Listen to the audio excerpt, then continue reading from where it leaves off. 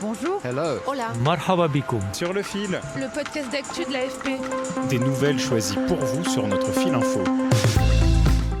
Un expert nous l'avait prédit et c'est confirmé. Le monde économique vit au rythme des montagnes russes provoquées par les annonces du président américain Donald Trump sur les droits de douane et les menaces de guerre commerciale.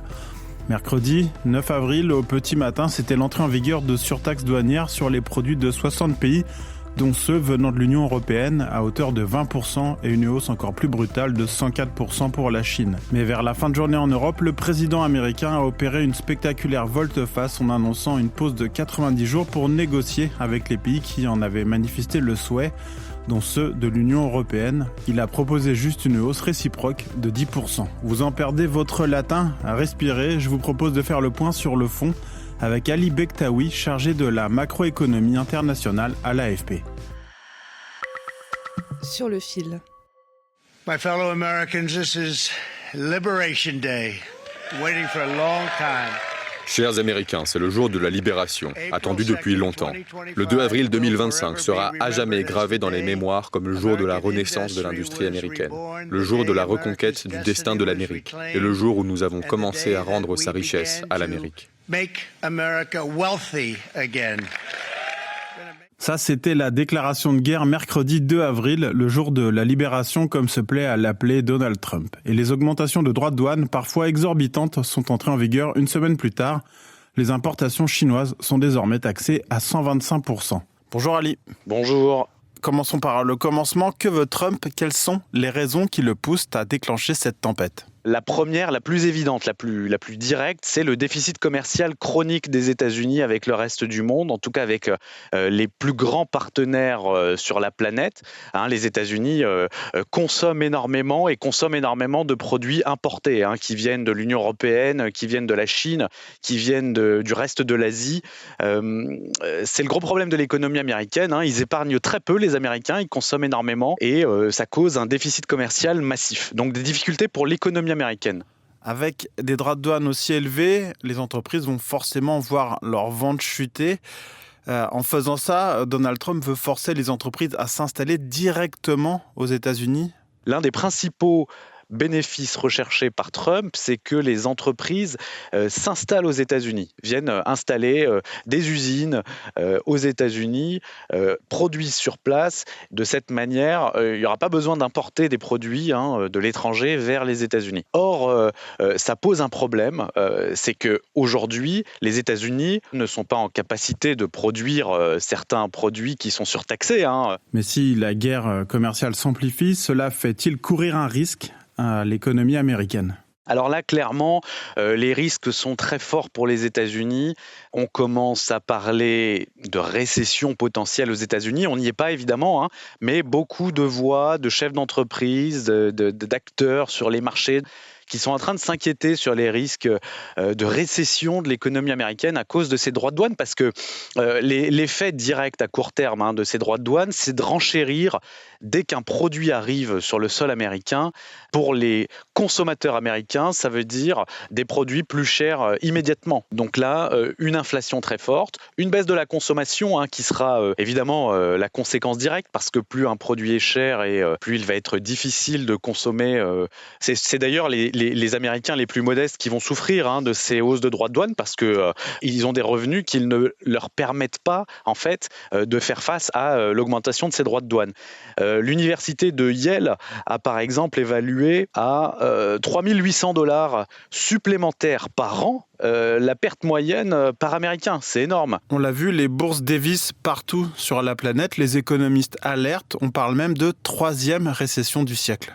Oui, alors c'est une donnée qui est de moins en moins taboue, c'est le fait qu'on risque d'assister à une récession mondiale à terme.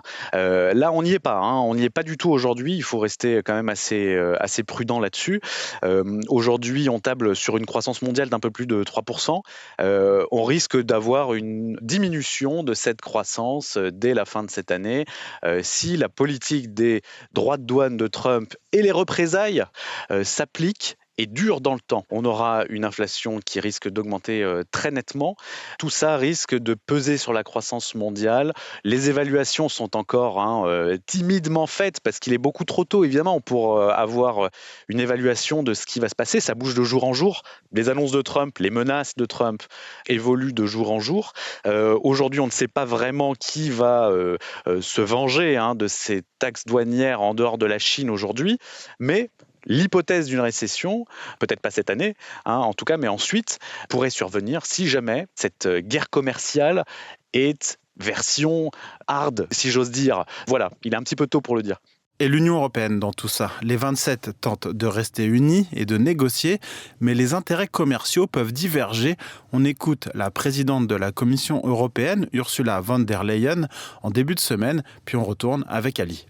Nonetheless, we stand ready to negotiate with the United States. Nous sommes prêts à négocier avec les États-Unis. En effet, nous avons proposé des droits de douane nuls pour les biens industriels, comme nous l'avons fait avec succès, avec de nombreux autres partenaires commerciaux, car l'Europe est toujours prête pour un bon accord, donc nous le gardons sur la table. So we keep it on the table. Les États-Unis, c'est le premier partenaire commercial de l'Union européenne et vice-versa. Donc c'est assez violent comme sanction imposée par Trump. Ce que risque l'Union européenne, c'est de ne pas parler d'une seule voix, de se fragmenter, d'y aller un peu dans le chacun pour soi. Chacun a des intérêts propres dans cette guerre commerciale. La France a envie de continuer à vendre son vin, l'Allemagne a envie de continuer de vendre ses voitures. Tout ça fait dire qu'il pourrait paraître attendu que l'Europe ne parle pas d'une seule voix et que ces désaccords politiques deviennent de plus en plus graves et empêchent une réponse coordonnée. Reste que l'Europe a aussi les moyens d'agir, de riposter. Le ministre français du Commerce, Laurent Saint-Martin, agite la menace des sanctions.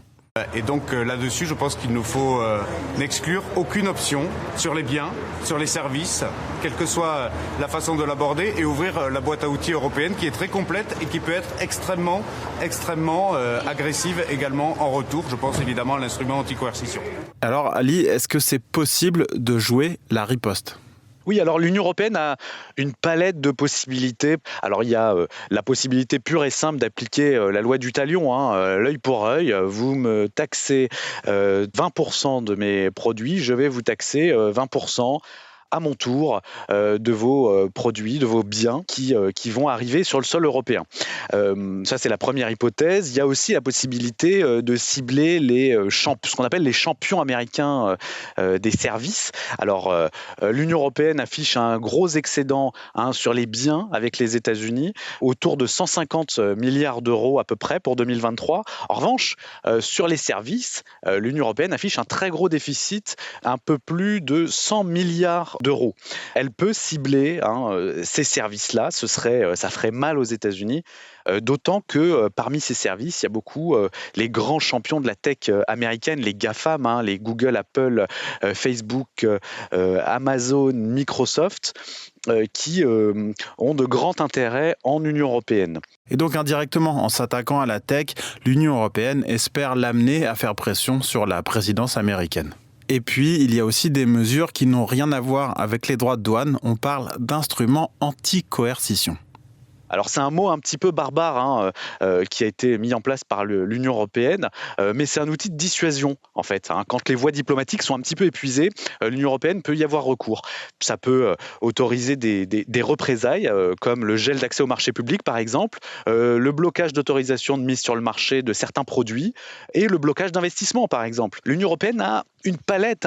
Pour l'instant, dans sa stratégie, il y a la tentative d'appel au calme, de discussion, de négociation avec Trump pour ne pas envenimer les choses, pour ne pas mettre de l'huile sur le feu, peut-être aussi pour ne pas entraîner de plongeons boursiers, comme on l'a vu ces derniers jours, qui ont été très violents et qui n'ont peur que d'une chose aujourd'hui, c'est que la mécanique de la guerre commerciale s'accélère, que les droits de douane et que les réponses aux droits de douane, et voire que les représailles aux réponses de droits de douane s'emballent. Plusieurs autres voies de riposte sont possibles, comme par exemple un boycott des produits américains par les citoyens européens.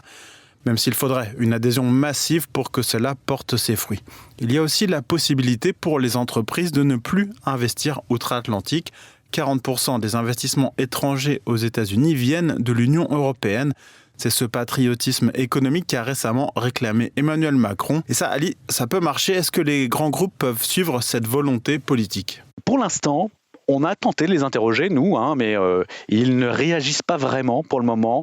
Il faut dire que le malaise doit être très fort du côté de ces entreprises-là qui se sentent un petit peu prises entre deux feux, entre le feu des tarifs douaniers américains, le feu de la potentielle réponse européenne, et eux, au milieu de tout ça, qui doivent un petit peu composer avec, d'une part, le contexte économique qui devient sérieusement compliqué et qui risque de s'aggraver d'autant plus.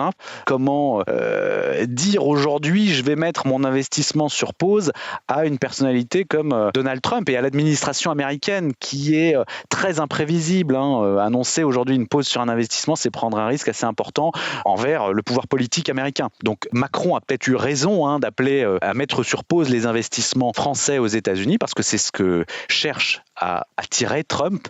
L'application de cet appel paraît un petit peu plus compliquée aujourd'hui. La Chine a décidé d'être ferme en appliquant à son tour un taux de 84%. D'autres pays moins puissants tentent de négocier comme le Mexique, le Vietnam ou Israël, au plus grand plaisir de Donald Trump dans son langage si peu châtié. I'm telling you, these countries are calling us up, kissing my ass. Ces pays nous appellent, ils me lèchent le cul, ils meurent d'envie de passer un accord. S'il vous plaît, monsieur, passons un accord. Je ferai n'importe quoi. Et en attendant que la poussière retombe, cette guerre commerciale aura des conséquences à long terme. Elle marque aussi peut-être la fin d'une époque, Ali. Il y a un risque très clair de fin du multilatéralisme, de fin de la mondialisation telle qu'on la connaissait auparavant. Il y a un vrai risque de fragmentation du monde. En revanche, alors quelque chose qu'il faut vraiment garder en tête et qui est mis en avant par beaucoup d'économistes et aussi par beaucoup d'experts du commerce, c'est que pour l'instant, les États-Unis ont lancé leur guerre commerciale, mais on n'est pas encore dans une guerre commerciale absolue et finalement, les États-Unis représentent 13% des importations mondiales. Ça n'est pas 100% des importations mondiales. Les États-Unis ne sont pas encore la totalité de l'économie mondiale. Donc, on peut quand même considérer qu'il reste quelques zones d'espoir. Au revoir Ali et merci. De rien Maxime. Merci d'avoir écouté cet épisode. Si vous avez aimé, n'hésitez pas à vous abonner. Je suis Maxime Mamet. Sur le fil revient demain.